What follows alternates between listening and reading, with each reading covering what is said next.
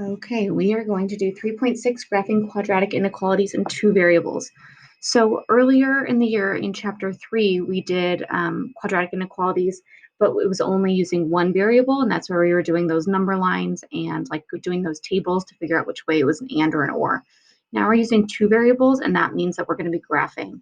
So this is really similar to what we did when we were graphing lines, in terms of having dashed lines if they were less than or greater than, and solid lines if they were greater than or equal to. A reminder when we're graphing these, if y is less than or equal to, we're going to shade below.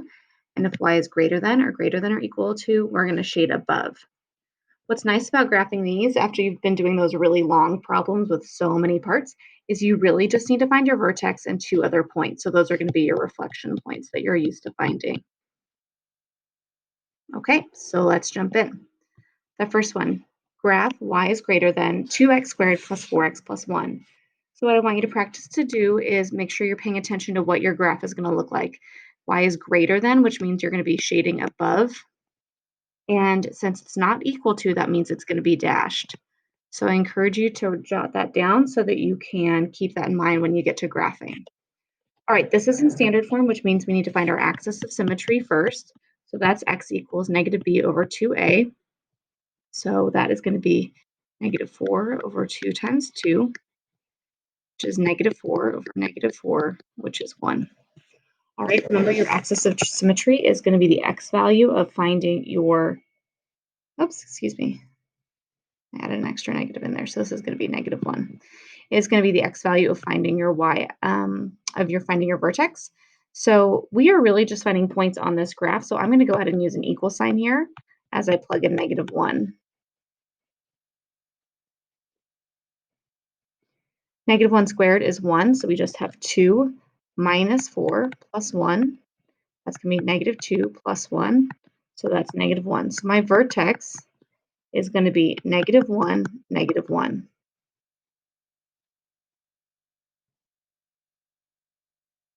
If you want to, you don't have to, but if it helps you, you can draw on that axis of symmetry in some way, shape, or form like we did a second ago.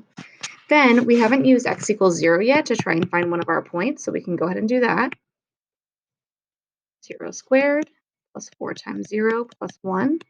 0 squared is going to be 0, times 2 is going to be 0, 4 times 0 is going to be 0, so we're just going to have y equals 1. So we're going to have the ordered pair of 0, 1. That's going to be your y-intercept, and then use our reflection points to find something on the other side, which was just one jump, so that's going to be negative 2, 1. And now go back, we said it was going to be dashed and above, so go ahead and do your dashed line, and go all the way to the edge of your graph when you do this, because it keeps going on forever.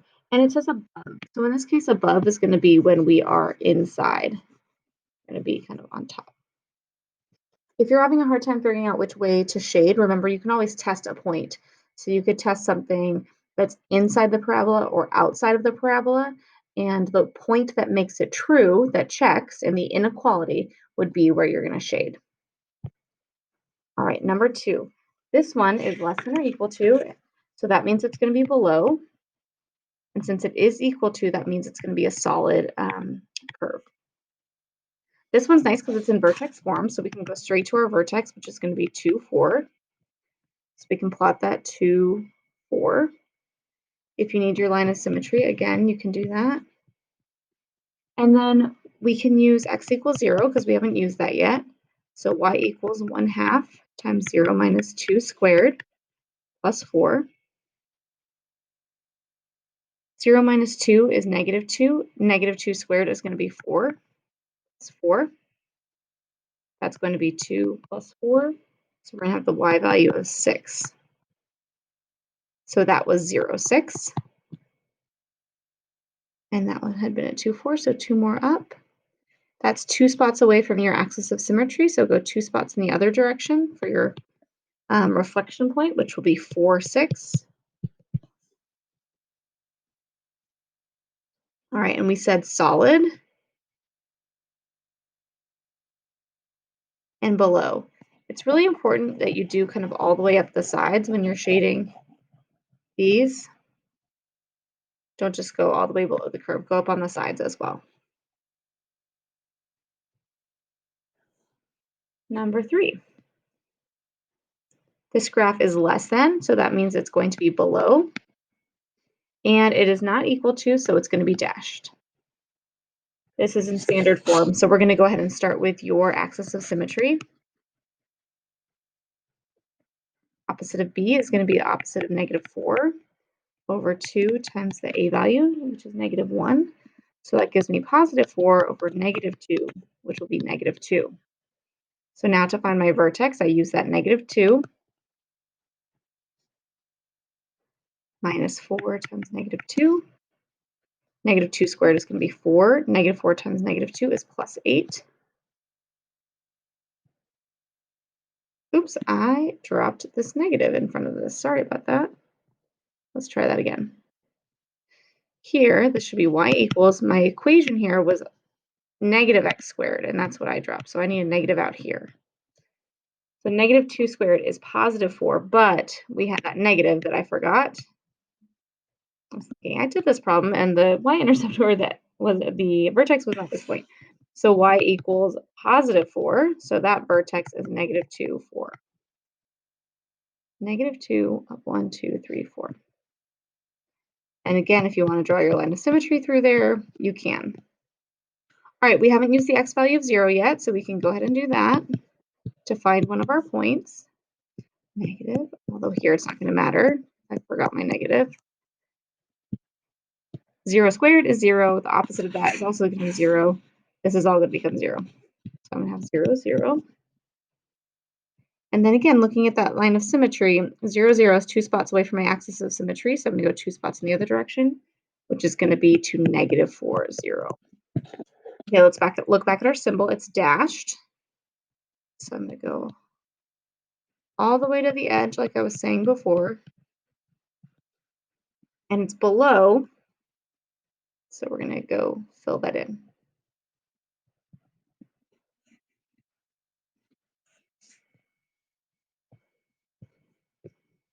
Okay, now we're going to do 2 linear inequalities.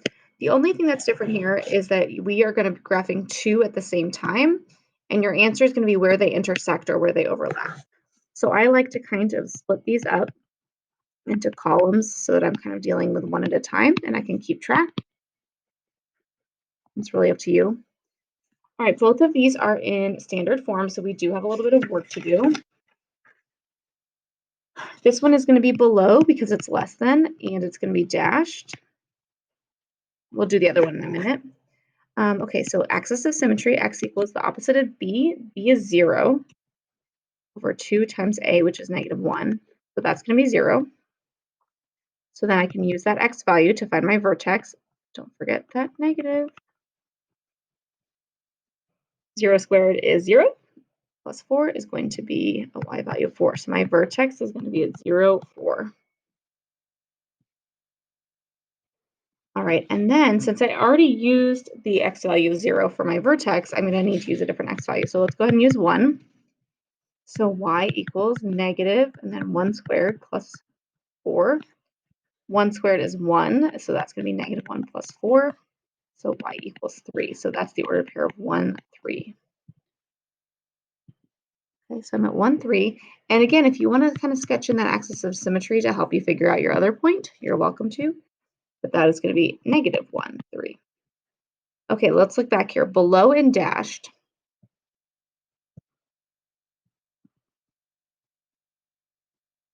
Now, what's going to be different here when you shade, or at least what I'm going to encourage you to do, we said below, is I'm going to encourage you to do stripes. Every teacher kind of has a different way of doing this, but I'm going to encourage you to do stripes in one direction or even in one color so that we can really see where they interact or intersect rather in a second so that it's really clear which graph is which. All right, let's go ahead and work on the other graph and we'll see where it hits the other one. So again, this one's in standard form, so x equals negative b over 2a. That's going to be 2 over 1. No, it's not. It's going to be 2 over 2, which is 1. My brain's going too fast.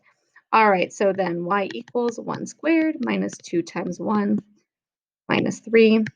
1 squared is 1, minus 2, minus 3. 1 minus 2 is negative 1, minus 3. So that's going to be negative 4. So that ordered pair is going to be 1, negative 4. Again, if you want to draw that axis of symmetry in, go ahead. That point was at 1, negative 4. 1, 2, 3, 4. All right. We haven't used the x value of 0 yet, so we can go ahead and do that.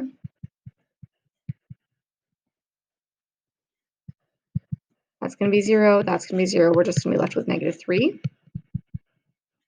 So 0, 1, 2, 3. And so then we can zoom in here and find our reflection point, which is just going to be at 2, negative 3.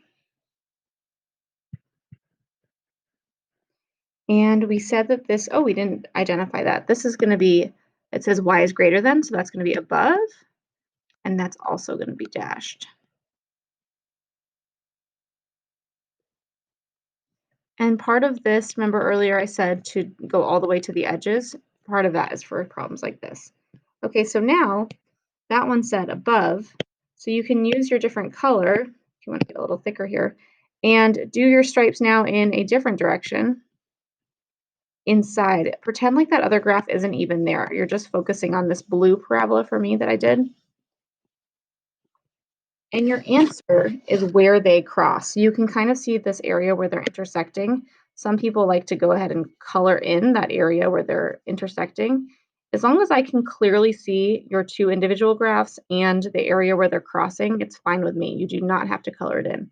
But what I just shaded in there, that is your answer.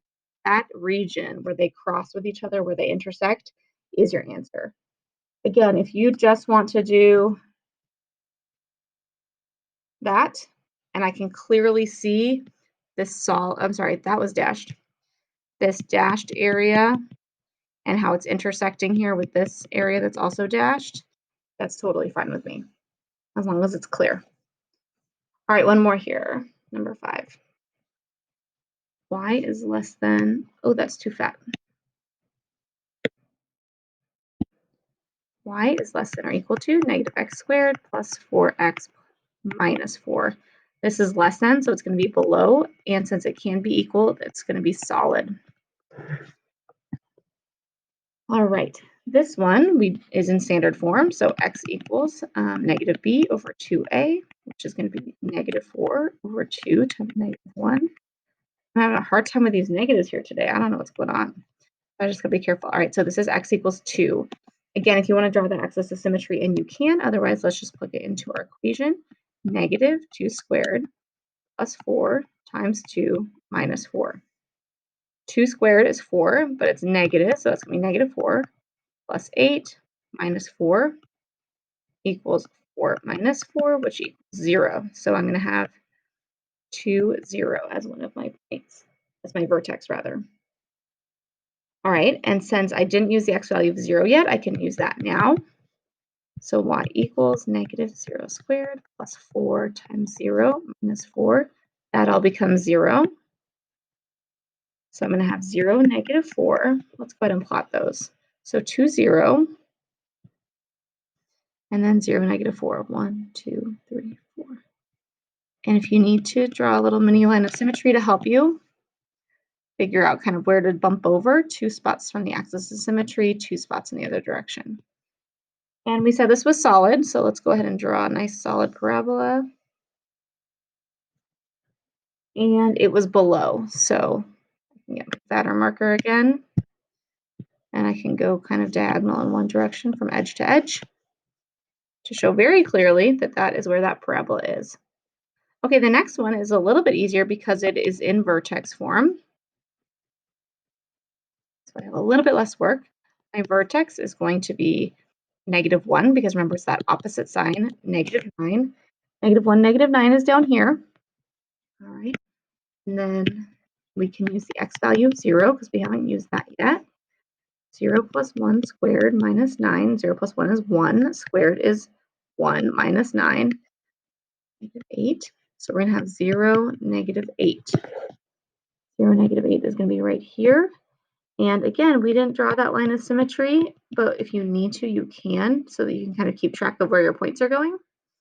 This one is going to be, it's greater than, so it's going to be above, and it is not equal to, so it's going to be dashed. So we have one of each on this one solid and one dashed, and one above and one below. Again, go all the way to those edges.